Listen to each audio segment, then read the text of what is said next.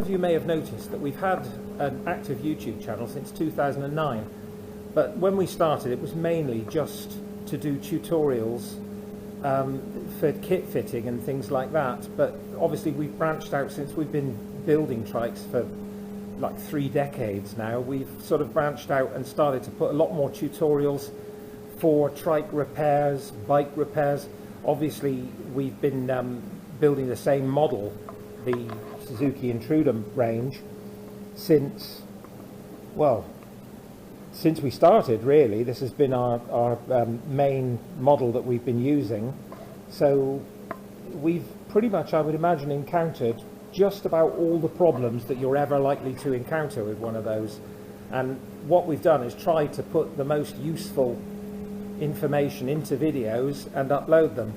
Like, YouTube has a creators program, and what that does is, if you have enough subscribers and enough watched hours, they will actually monetize your videos, which basically means they put adverts, they place adverts on the videos, and you get, it's only a very, very tiny amount of money, it's fractions of a penny that you get per view, but it's something.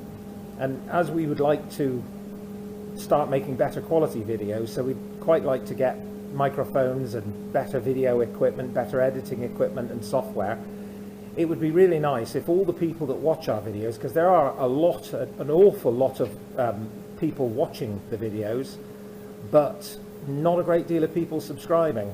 So it would do us a great favor if everybody that watches our videos would subscribe. It doesn't cost you anything. It's just a case of clicking the subscribe button.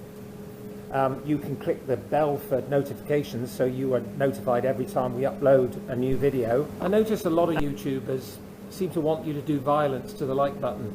Smash the like button, hit the like button. I'm nice to the like button. Take her out for a meal. Have a relationship with her. And whatever you do, don't break up with her by text.